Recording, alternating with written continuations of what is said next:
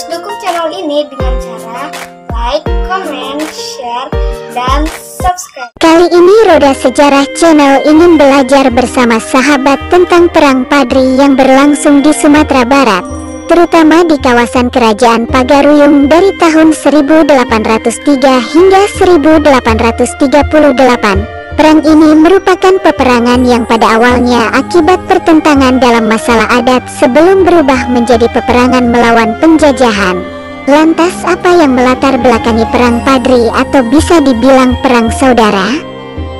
Perang Padri sendiri dilatar belakangi oleh kepulangan 3 orang haji dari Mekah sekitar tahun 1803, yaitu Haji Miskin, Haji Sumanik, dan Haji Piobang yang ingin memperbaiki syariat Islam yang belum sempurna dijalankan oleh masyarakat Minangkabau. Mengetahui hal tersebut, Tuanku Nan Renceh sangat tertarik lalu ikut mendukung keinginan ketiga orang haji tersebut bersama dengan ulama lain di Minangkabau yang tergabung dalam Harimau Nan Salapan. Harimau Nan Salapan kemudian meminta Tuanku Lintau untuk mengajak yang di Pertuan Pagaruyung Sultan Arifin Muningsah beserta kaum adat untuk meninggalkan beberapa kebiasaan yang bertentangan dengan ajaran agama Islam. Dalam beberapa perundingan tidak ada kata sepakat antara kaum Padri dengan kaum adat, dan puncaknya pada tahun 1815. Kaum Padri di bawah pimpinan Tuanku Pasaman menyerang kerajaan Pagaruyung dan pecahlah peperangan di Kota Tangah. Serangan ini menyebabkan Sultan Arifin Muningsah terpaksa menyingkir dan melarikan diri dari ibu kota kerajaan. Karena terdesak dalam peperangan dan keberadaan yang di Pertuan Pagaruyung yang tidak pasti, maka kaum adat yang dipimpin oleh Sultan Tangkal Alam Bagagar meminta bantuan kepada Belanda pada tanggal 21 Februari tahun 1821. Walaupun sebetulnya Sultan Tangkal Alam Bagagar waktu itu dianggap tidak berhak membuat perjanjian dengan mengatasnamakan Kerajaan Pagaruyung. Akibat dari perjanjian ini, Belanda menjadikannya sebagai tanda penyerahan Kerajaan Pagaruyung kepada pemerintah Hindia Belanda, kemudian mengangkat Sultan Tangkal Alam Bagagar sebagai Raja Tanah Datar. Keterlibatan Belanda dalam perang karena diundang oleh kaum adat, dan campur tangan Belanda dalam perang itu ditandai dengan penyerangan Simawang dan Sulit Air oleh pasukan Kapten Govinet dan Kapten Dienema pada bulan April tahun 1821 atas perintah Residen James Dupuy di Padang. Kemudian pada tanggal 8 Desember tahun 1821 datang tambahan pasukan yang dipimpin oleh Letnan Kolonel Raff untuk memperkuat posisi pada kawasan yang telah dikuasai tersebut.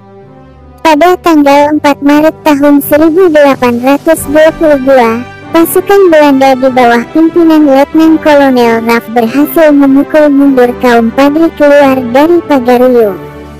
Kemudian Belanda membangun benteng pertahanan di Batu Sangkar dengan nama Fort Van der Kapellen, sedangkan kaum Padri mengusung kekuatan dan bertahan di Lintau. Pada tanggal 10 Juni tahun 1822 pergerakan pasukan Raff di Tanjung Alam dihadang oleh kaum Padri, tetapi pasukan Belanda dapat terus melaju ke Luhak Agam.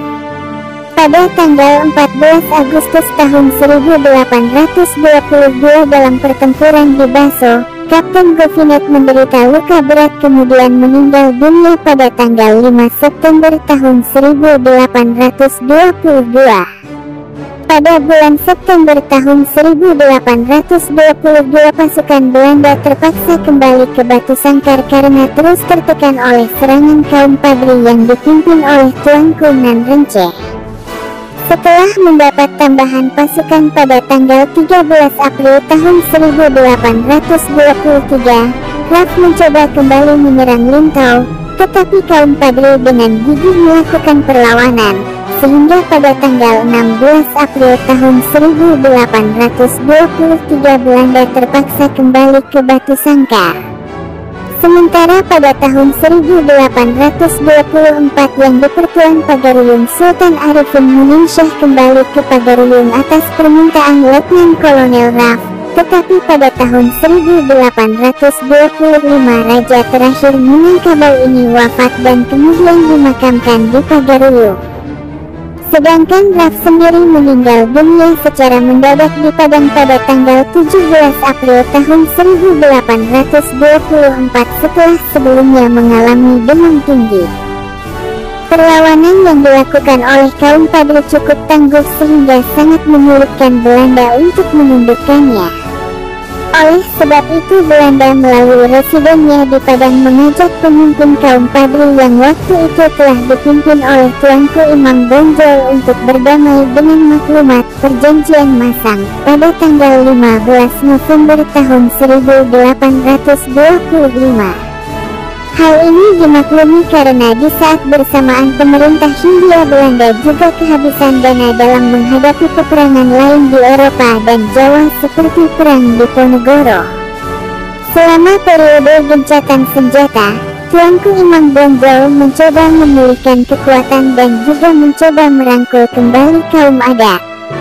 Sehingga akhirnya muncul suatu kompromi yang dikenal dengan nama Lakat Puncak Pato di Bukit Marapalang, Kabupaten Tanah Datar yang mewujudkan konsensus bersama adat Basandi Sarak, Sarak Basandi Kitabulah yang artinya adat Minangkabau berlandaskan kepada agama Islam, sedangkan agama Islam berlandaskan kepada Al-Quran.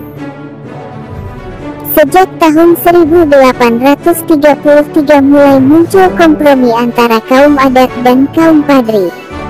Pada tanggal 11 Januari tahun 1833 beberapa kubu pertahanan dari garnison Belanda diserang secara mendadak, membuat keadaan menjadi kacau. Disebutkan ada sekitar 139 orang tentara Eropa serta ratusan tentara pribumi terbunuh. Sultan Tangkal Alam Bagagar yang sebelumnya ditunjuk oleh Belanda sebagai Raja Tanah Datar, ditangkap oleh pasukan Letnan Kolonel Elout pada tanggal 2 Mei tahun 1833 di Batu Sangkar atas tuduhan pengkhianatan. Kemudian Belanda mengasingkannya ke Batavia, walau dalam catatan Belanda Sultan Tangkal Alam Bagagar menyangkal keterlibatannya dalam penyerangan beberapa pos Belanda. Tetapi pemerintah Hindia Belanda juga tidak mau mengambil risiko untuk menolak laporan dari para perwiranya. Kedudukan Legend Tanah Datar kemudian diberikan kepada Tuan Gadang di Batipuh. Menyadari hal itu, kini Belanda bukan hanya menghadapi kaum Padri saja, tetapi secara keseluruhan masyarakat Minangkabau. Maka pemerintah Hindia Belanda pada tahun 1833 mengeluarkan pengumuman yang disebut Plakat Panjang, berisi sebuah pernyataan bahwa kedatangan Belanda ke Minangkabau tidaklah bermaksud untuk menguasai negeri tersebut. Mereka hanya datang untuk berdagang dan menjaga keamanan. Penduduk Minangkabau akan tetap diperintah oleh para penghulu mereka dan tidak pula diharuskan membayar pajak. Kemudian Belanda berdalih bahwa untuk menjaga keamanan, membuat jalan, membuka sekolah, dan sebagainya memerlukan biaya, maka penduduk diwajibkan menanam kopi dan mesti menjualnya kepada Belanda.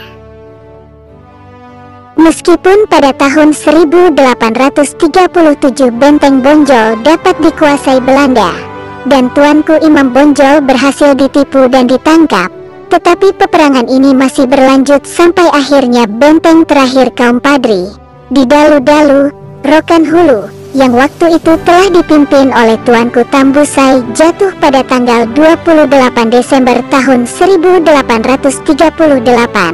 Jatuhnya benteng tersebut memaksa Tuanku Tambusai mundur, bersama sisa-sisa pengikutnya pindah ke Negeri Sembilan di Semenanjung Malaya. Dan akhirnya peperangan ini dianggap selesai. Kemudian kerajaan Pagaruyung ditetapkan menjadi bagian dari Pax Nederlandica dan wilayah Padangse Bovenlanden telah berada di bawah pengawasan pemerintah Hindia Belanda.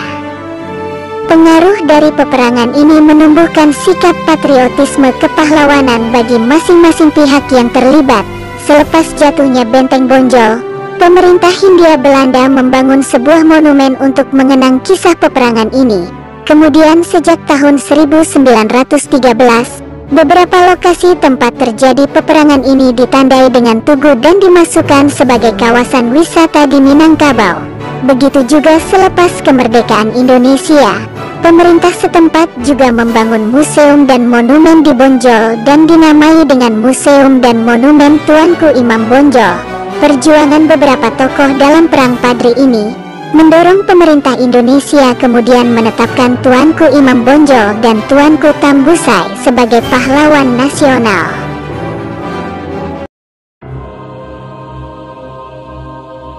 Begitulah sejarah Perang Padri. Meski sangat disayangkan akan adanya perang saudara, namun kita dapat mengambil hikmah dari Perang Padri, tumbuh jiwa nasionalis dan cinta tanah air. Semoga ini bermanfaat bagi sahabat. Jangan lupa subscribe dan nyalakan tombol loncengnya. Salam Roda Sejarah.